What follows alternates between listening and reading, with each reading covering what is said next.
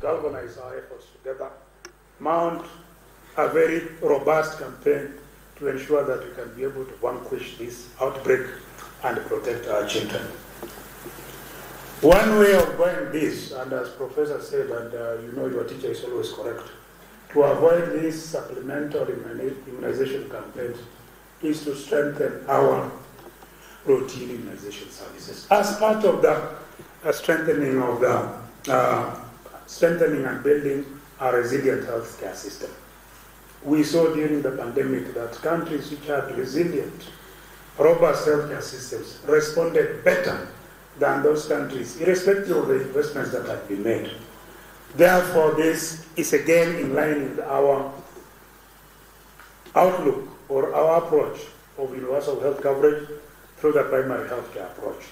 We want to strengthen the systems at the very primary level so that they can be able to respond to these threats. That surveillance system that was able to pick these cases was actually at a primary care level. So a functional primary health system will ensure our protection. As a country, the percentage of our children who are fully immunized from the Kenya Demographic Health Survey 2022 is 80%. Again, Professor told us with a crude birth rate of total number of births of 1.5 million, it means 300,000 children are not vaccinated. Our zero-dose children who have never received any vaccine, are stagnated at between 2 and 3%. In the KDHS 2022, it is 3%. 3% out of 1.5 million births, 450. Second year, 900. Third year, more than 1 million. So we must stand for our children. We must stand for the voiceless to ensure that our children can be able to benefit from all the technologies, all the science, all the knowledge that we have at our disposal. I also want to reiterate the safety of the vaccines. From Kenitag, from our Pharmacy and Poisons Board, this vaccine has undergone a very rigorous analysis process to ensure that it's safe. To the media, as the custodians of public information, please convey the right information.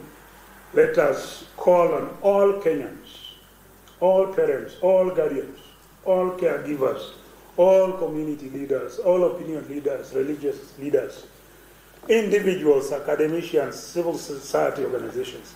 Let's all turn out in our numbers to ensure our children 0 to 5 years are protected, and collectively we can be able to bring this particular outbreak to an end. With those few insights, it's now my humble duty and pleasure to be able to invite our chief guest, our principal secretary, to make her remarks and officially launch this media engagement. Madam, yes.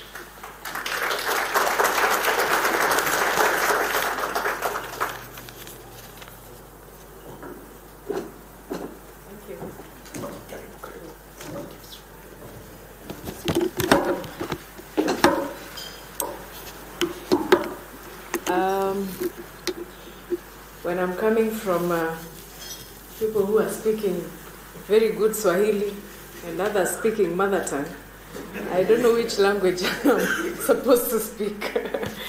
All in all, allow me to stand on the protocols observed earlier. Good morning. Good morning. Maybe you need to stretch. Seems like we are now a little tired. Equally, with all said and done, I think we must acknowledge one thing, that the best way to get rid of polio is through immunization. And it has to be done early. And it has to be done now.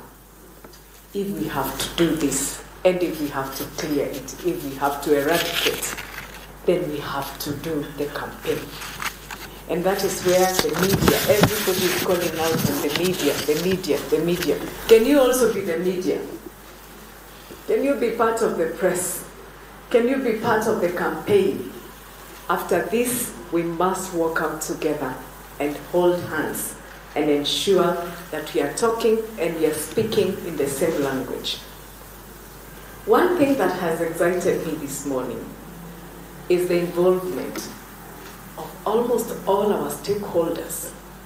This is very impressive.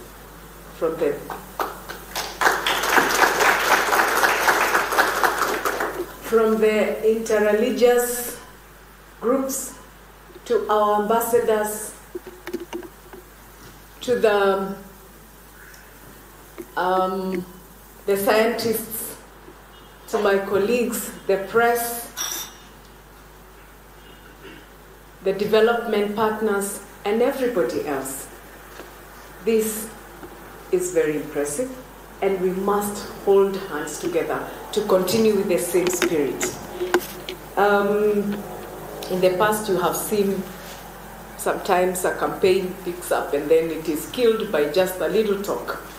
So we want to encourage the parents out there that this is the right way.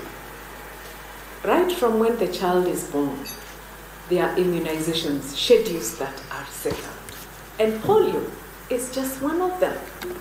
We should be able to educate and let the people know out there that it is a preventive measure. And as a country, we are moving from the ages of curative to preventive and promotive. It is the high time that we embraced that back in our villages, in our households, there are those little things that we must do to ensure that we prevent ourselves from diseases.